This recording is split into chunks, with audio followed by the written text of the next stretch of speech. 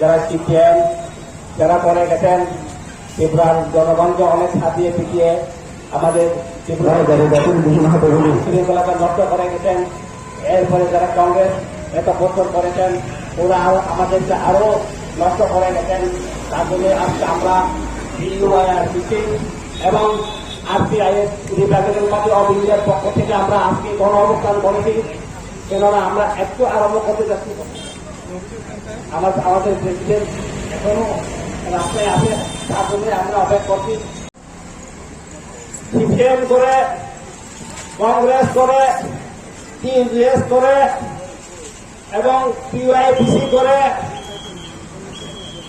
NLFT করে, এডিপিএফ করে যারা মরেছেন, পুলিশের পিতা খাইয়ে, পুলিশের আইন শৃঙ্খলা কারণে অনেক পুলিশ খারাপ আছে, অনেকে জেলে মারা গেছেন, অনেকজন সভা করে মারা গেছেন, অনেকজন আন্দোলন করে মারা গেছেন।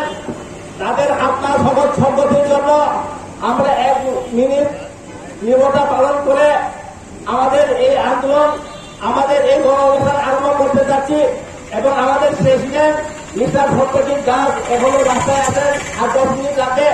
এরপরে আমরা এইখানে আমরা আমাদের কেন্দ্রীয় সরকার, রাজ্য সরকারের সঙ্গে আমরা যে একত করেছেন, কংগ্রেস সরকার, সিপিএম সরকার এবং বিজেপি সরকার আমাদের সঙ্গে এখনো আমাদের সত্যগুলো পূরণ করে নাই। এই পূরণ করার জন্য আমরা আজকে আমাদের যারা ক্যাডার আছে, যারা আরবিআই এর সমর্থন আছে, তাদের জন্য আমরা সমস্ত কিছু আমাদের দাবি দেওয়া বুঝিয়ে দেব। কেননা আমরা দেখেছি বিগত, এখন আমরা মথাকে দেখেছি গ্রেটার ত্রিপুরা লেনের জন্য, এবং কেউ আমাদের বাংলাদেশের সমস্যা, জনজাতিদের সমস্যা নিয়ে কথা বলে না।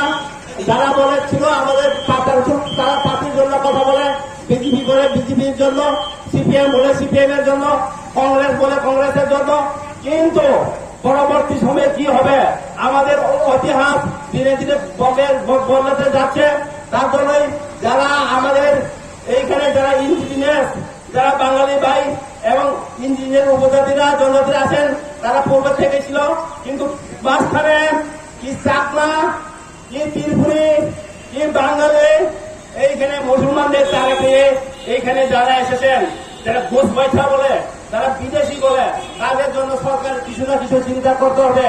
তার জন্যই আজকে আমরা এত সুন্দর, আজকে আমরা এই জাতি এবং ঘুষ পয়সা এবং সমস্ত বাঙালি ভাইদের, উপজাতিদের রক্ষার জন্য আজকে আমরা একটা নতুন দাবি করতে যাচ্ছি।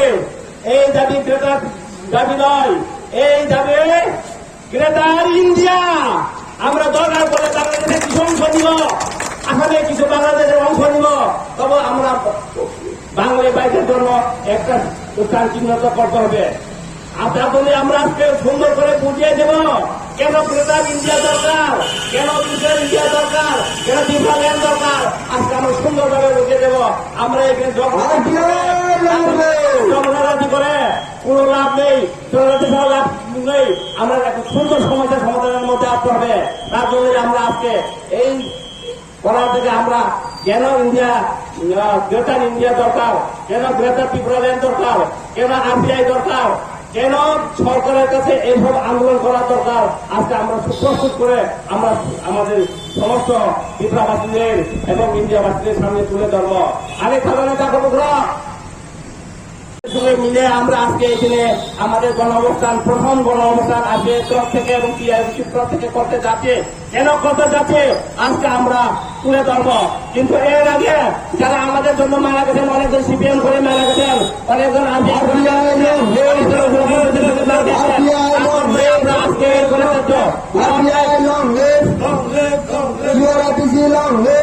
কেন আজকের এই গণ অবস্থান? আজকে 1 নভেম্বর, আজকে আমরা Republican Party of India working president Ananta Debbarma, general secretary Jiten Debbarma, adviser Ashok ভাই পাটিল সাহেব, অমিত দেববর্মা, ইউথ কনভেনার, আমরা পুরো পার্টি টিম নিয়ে আজকে আমরা গণ অবস্থানে বসলাম। এখানে তুলসীপতির অপোজিট সাইডে উজ্জয়ন্ত প্যালেসের সামনে। আজকে আমরা 10 দফা দাবির ভিত্তিতে গণ অবস্থানে বসেছি। এর মধ্যে ডিওয়াইআরপিসির যে 44 দফা দাবি সেটা অলরেডি 1 নম্বরে আমরা ইনক্লুড করেছি। এছাড়াও আরো 9টা দাবি যুক্ত হয়েছে। টোটাল 10টা দাবি নিয়ে আমরা 2 দিনে গণ অবস্থানে বসেছি এবং আমরা এখান থেকে ঘোষণা দিতে চাইছি, যদি এই দাবিগুলির মধ্যে সরকার অন্তত 50% যদি পূরণ করার আশ্বাস না দেয় 2 দিনের মধ্যে, তাহলে আমরা আগামী কিছুদিনের মধ্যে 4 থেকে 5 দিনের মধ্যে আমরা আসাম আগরতলা যে হাইওয়ে আছে সেটাকে আমরা অবরোধ করে দেব। আমাদের 4-5 হাজার কর্মী অলরেডি সব রেডি হয়ে গেছে। আমরা এটাকে অবরোধ করে দেব যদি দাবিগুলি না মানা হয়। আমরা 44 দফা দাবি, টিওআরপিসি সহ আমরা প্রায় সবগুলি জেলাতে, একটা জেলা বাদ দিলে প্রায় সবগুলি জেলাতে আমরা আমাদের ডেপুটেশন দিয়েছিলাম। কিন্তু এর মধ্যে কিছু দাবি পূরণ হয়েছে, পূরণ হয়নি এরকম না। সরকারের সদিচ্ছা আছে, কিছুটা পূরণ হয়েছে, কিন্তু যতটুকু পূরণ হওয়া দরকার ততটুকু পূরণ হয়নি। সেই জন্য আজকে আমাদের এই অবস্থানে বসতে হলো যে আমরা 44 দফা দাবি তো আছে, এর সাথে আরো যুক্ত হয়েছে 9টা, টোটাল এখন 10টা দাবি নিয়ে 44 দফা দাবিকে আমরা 1 নম্বরে রেখে আমরা এটাকে 1 নম্বর পয়েন্ট রেখেছি। এছাড়া 10টা পয়েন্ট আমাদের আছে। এবার 10টা পয়েন্টের মধ্যে অন্তত যদি 50% দাবি যদি সরকার এবার সহমত হয় পূরণ করার জন্য তাহলে ঠিক আছে, আর যদি না হয় 2 দিনের মধ্যে তাহলে আমরা হাইওয়ে ব্লকেজ করবো। আর বাকিটা গণতবাবু বলবেন। আপনার নাম আর designation? Satyajit Das, state president, RPA.